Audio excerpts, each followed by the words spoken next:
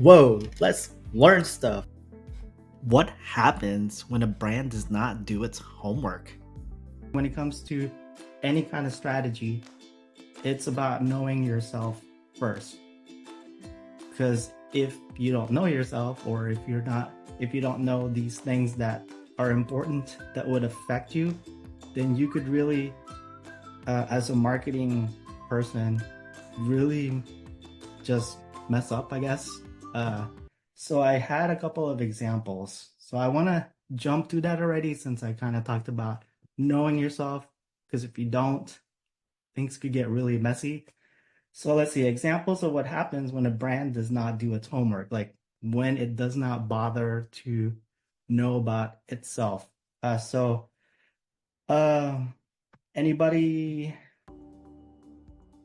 buy Gap or wear Gap stuff?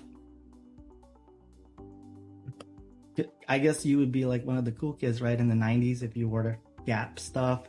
So Gap, let's see, where did I put that? Oh, here we go. It's crazy when I have so many tabs. I have a really wide screen, by the way. Can everybody see this okay? Okay, good. So Gap, they tried to redesign their logo. That was one of their marketing objectives 14, 15 years ago. So they've always been known as this logo right here, just blue with that font. And then 14, 15 years ago, they decided, well, we're going to do something like this. Well, that one did not match their mission, their objective, which is to create emotional connections with customers. They failed to realize, yeah, they tried and failed, exactly. I guess they thought they wanted to be more modern, right? Because this is like what a lot of organizations do really when they try to do that is they start with their logo, and they don't realize that people have a connection with that. Like that's like that logo is what makes you cool, right? When you wear something, or people just have that connection with that. And so yeah, it failed. So this goes back to what I said earlier about why in your paper, if anything else, be really clear about what your mission and your what exactly, how is it worded, your okay, mission and objectives, because that's really like that's your North Star, right? That's the guiding principle behind why your organization exists. Or if you're writing about yourself, that's you. That's what makes you different and unique. That's the difference you want to make in the world, right? And so that's why that's important. And then the other example is Blockbuster. So it's getting to be like so many years ago at this point, to where if when I talk about it, it could go either way. Like people would be like, oh yeah, I remember Friday nights, that's where I would go. Or others would be like, what's Blockbuster, like never heard of it, or right. So but Blockbuster, it would be a thing. You go back 15, 20 more years ago, Friday night, that's where people would go, right, to get their movies for the weekend. Whether if you go back far enough, that would be your VHS tapes, or not too long ago, it would be your DVDs and maybe even Blu-rays. But anyway, Blockbuster back in like 20, 2001, I think, is when that was.